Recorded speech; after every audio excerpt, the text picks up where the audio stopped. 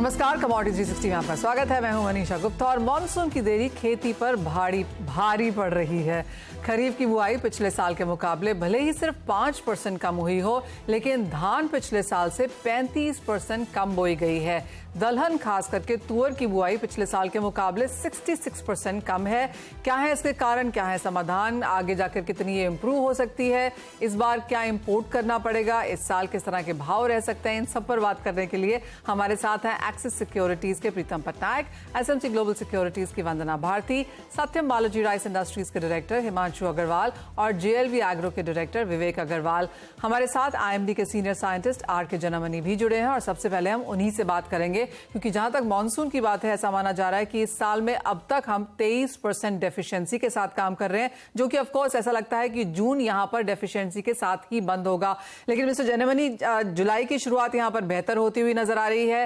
As of now अगर आज की बात करें तो क्या है स्टेटस? नहीं, अभी जैसे जो मेकअप हुआ है जून में, आपने भी जिक्र किया होगा कि हमारा -56% था जून 14 तक, वो बढ़ के यानी इम्प्रूवमेंट इतना हुआ कि अभी जस्ट -23% है। और भी इम्प्रूव होगा क्योंकि मानसून काफी एक्टिव है, उसके फीचर्स सारा फेवरेबल है, काफी बहुत बड़ा क्वांटम जंप दिया भी मानसून प्रोग्रेस हुआ and reach to national capital Delhi today. Also the latest is that there are area like it is going from Porbandar and then Ahmedabad also covered, and then coming to Rajasthan and further to Punjab also we have covered up to Firozpur, and there are a lot of rainfall today also. And if you see, monsoon is further improving, and June deficiency, the large deficiency was there in the first half, but by second half what is there till today 27, it is almost 26 June, it is just -23%.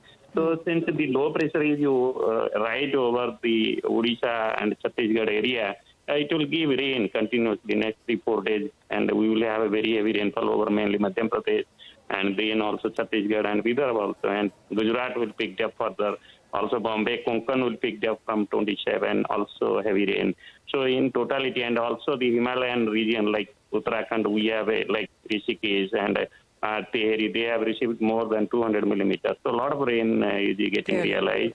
And if you see the main state like Uttar Pradesh, like Rajasthan, they are already getting rain for almost last 7 days. They were having rain from Biparjaya, and that rain also still continuing. So that's a good signal actually. And Maharashtra, which was hardly getting rain, now started getting rain last 3 days. So all these are indicating we are for the good monsoon. एक सवाल मेरा और ये भी है कि आपने overall India तो बताया कि ज्यादातर कवर हम मानसून का देख चुके हैं और 23% की डेफिशिएंसी ओवरऑल इंडिया में है। अगर इसे डिवाइड किया जाए वेरियस ज्योग्राफिकल के हिसाब से, तो फिर कैसे देखते हैं central India, south India, north west, यहाँ पर किस तरह?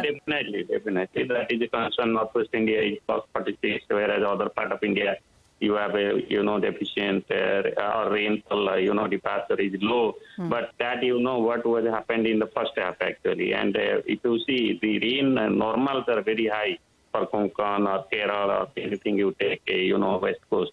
Still things are improving actually anyway. So if you see the showing operation or rain fed zone, that is mainly Rajasthan and Madhya Pradesh and Jharkhand, Bihar, Uttar Pradesh. But they are improving actually, because there the sowing start late actually, and like late June or something like that. So we have to look actually for the first week of the July, and then we can comment upon. Yeah. Mister Janmani, एक बात तो clear है कि जून का महीना यहाँ पर deficiency के साथ बंद होगा, लेकिन क्या ये उम्मीद की जा सकती है कि जुलाई बेहतर रहेगा? Actually, we will be coming by June end, all these data, so you will definitely get our prediction for the July month also, but we have not come up with any prediction for July, honestly. Yes. All right. Mister Janmani, एक final सवाल, अगर हम central India, southern देखें, north west या north east देखें, तो as of now सबसे ज्यादा कंसर्न या सबसे ज्यादा डेफिशिएंसी कहाँ दिखती है?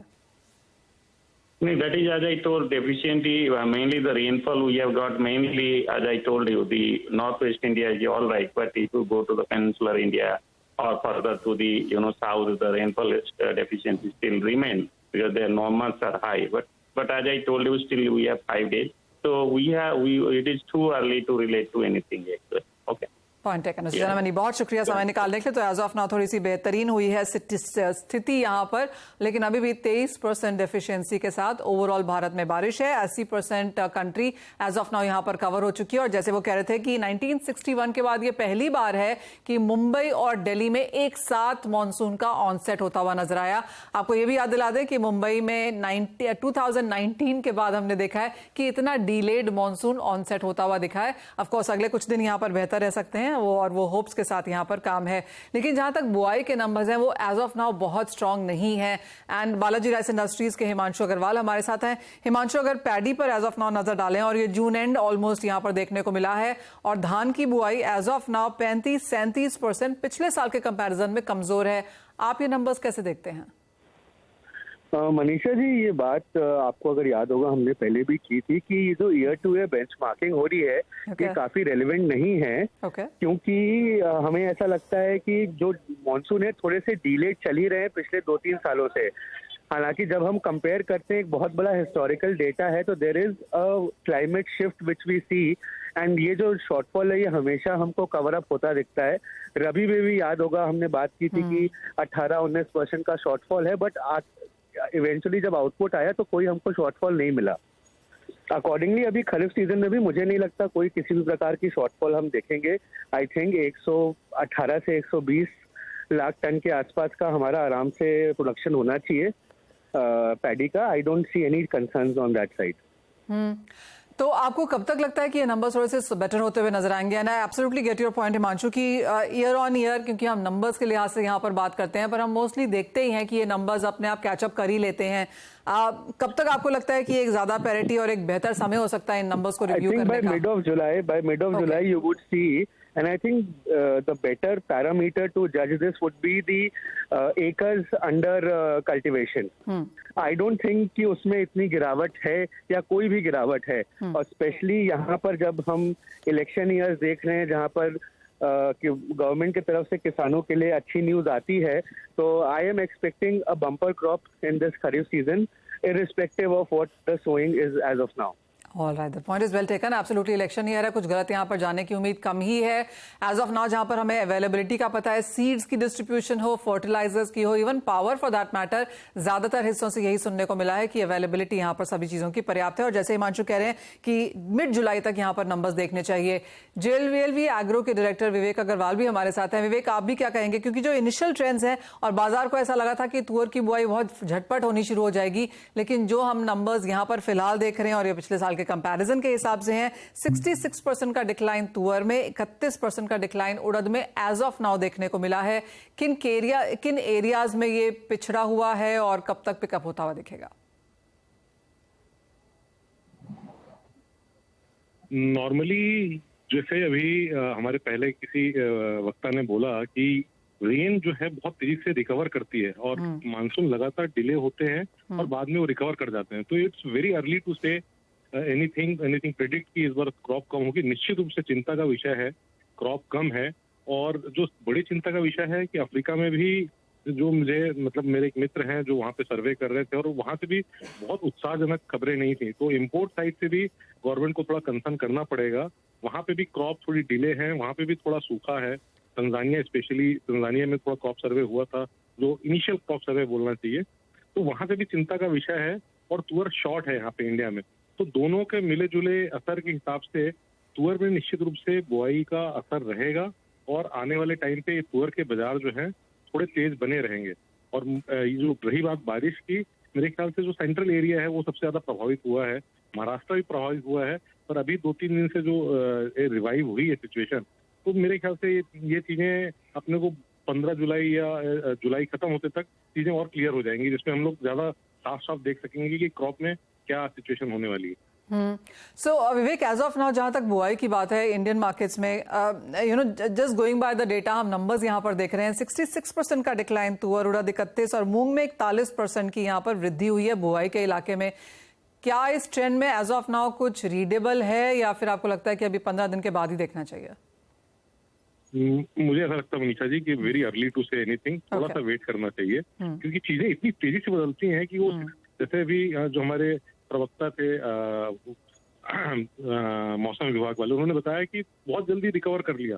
40-60% था और फिर 23% बचा। तो it's very early to say anything, but उसके बावजूद, कितने भी कवर होने के बावजूद डिफिशिएंट बहुत बड़ा है। तो तुअर का बाजार निश्चित रूप से टाइट रहेगा, शॉर्टेज थोड़ी बनी रहेंगी, और इंपोर्ट पे जो गवर्नमेंट को है वहां पे थोड़ा कंसर्न करना चाहिए। तंजानिया गवर्नमेंट और बाकी गवर्नमेंट से अगर वो कुछ डायरेक्ट बात कर सके या प्रोक्योरमेंट पे कुछ कर सके तो सप्लाई साइड पे यहाँ पे थोड़ा अपने को सहूलियत होगी। अदरवाइज सिचुएशन तो उतनी अच्छी नहीं है जितनी अच्छी होनी चाहिए। एब्सोल्युटली। इनिशियल डेज यहाँ पर थोड़े से कंसर्निंग है, लेकिन जैसे कहा गया कि अगले 15-20 दिन इंतजार जरूर करना चाहिए। ज्यादातर जो आंकड़े हैं वो वैसे भी बाय मिड जुलाई ही यहाँ पर थोड़ी सी क्लैरिटी लेकर आते हैं। जिस तरह का डिले यहाँ पर विवेक देखने को मिला है, आपको लगता है तुअर एज ऑफ नाउ क्या चल रही है, अगले 15-20 दिन यहाँ पर क्या रुझान रह सकता है? देखिए, अभी तुअर पिछले कुछ दिनों में बाजार बहुत ऊपर थे और करेक्शन उनमें आया है, और कल एनएफसी ने कुछ टेंडर किया था, वो इम्पोर्टेड तुअर खरीदने वाले थे। बाद में गवर्नमेंट ने उस पर तुरंत कार्रवाई करते हुए उसको रोक दिया, ताकि बाजार जो स्टेबल है वो बाजार फिर से स्पार्क ना करे। तो मुझे ऐसा लगता है कि बाजार थोड़े से अभी नरम रहेंगे, और जो ट्रेडर थे सब प्रॉफिट बुकिंग भी थोड़ा बहुत कर रहे हैं, मिल ओनर भी प्रॉफिट बुकिंग कर रहे हैं, और उसके बावजूद उतनी ग्राहकी नहीं है। बहुत ज्यादा गर्मी होने के कारण, मानसून डिले होने के कारण ग्राहकी का भी अभाव है।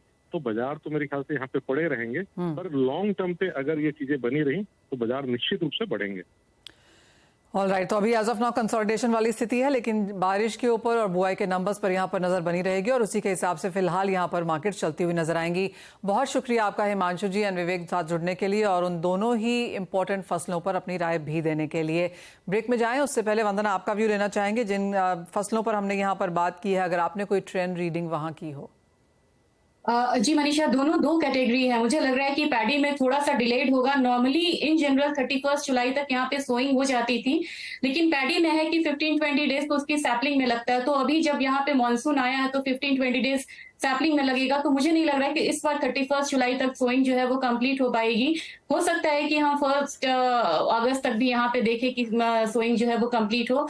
तो डेटा आने में यहाँ पे ज्यादा मतलब कि टाइम लगेगा as compare to last year. Normal year जो डेटा आते हैं थोड़ा सा टाइम लग सकता है, लेकिन मुझे लग रहा है कि पल्सेस में यहाँ पे कवर हो पाएगा। और इस बार जो कंसर्न है ये ग्लोबल कंसर्न है एल नीनो का। तो मेरे ख्याल से इंटरनेशनल मार्केट में जो सप्लाई साइड है वो थोड़ा सा यहाँ पे टाइट हो सकता है, और नहीं भी हो तो एक स्ट्रैटेजिक रिजर्व यहाँ पे गवर्नमेंट जो है, मेजर गवर्नमेंट है, वो क्रिएट करके चलना चाहेगी। एब्सोल्युटली, क्लियरली चिंताएं हैं, लेकिन इतनी बड़ी नहीं। और जुलाई का महीना यहाँ पर काफी इंपॉर्टेंट रहेगा, बारिश के लिहाज से, बुआई के लिहाज से, अंतर्राष्ट्रीय बाजारों में किस तरह के सेंस बनती हैं वहां से भी। लेकिन इसी के साथ एक ब्रेक के लिए रुकेंगे। जब लौटेंगे तो हमारे गेस्ट हमारे साथ हैं ही, लेंगे उनसे ट्रेडिंग स्ट्रैटेजीज।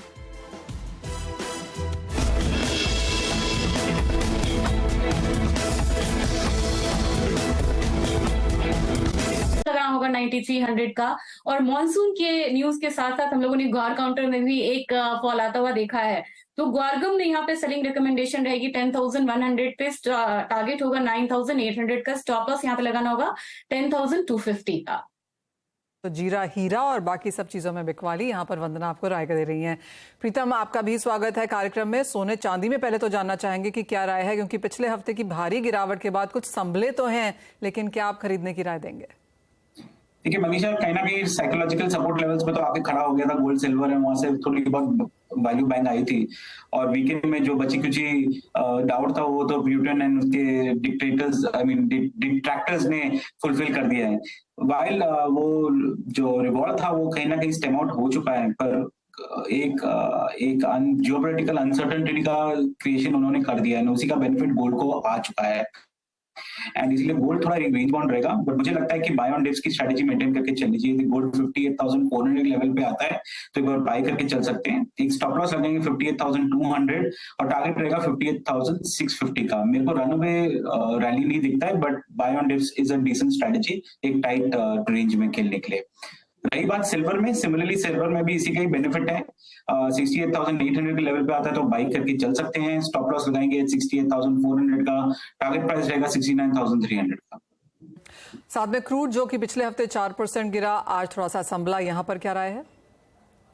सो क्रूड में भी मुझे लग रहा है उसी का ही बेनिफिट है। ऑल्दो ओपेक ने भी आके थोड़ा डिमांड इंक्रीज का बात किया है, पर वो एक ही चीज है कि मिठाई वाले को पूछोगे कि मिठाई का डिमांड बढ़ेगा तो वो बोलेंगे, बट उसको साइड में रखें तो दो चीजें हैं फैक्टर। वन, ऑब्वियसली इनको लगता है कि ये जो रिवॉल्ट हुआ है रशिया में उसमें कहीं ना कहीं सप्लाई चेन में डिस्ट्रप्शन आ सकता है और उसका बेनिफिट क्रूड के प्राइसेस को मिला है।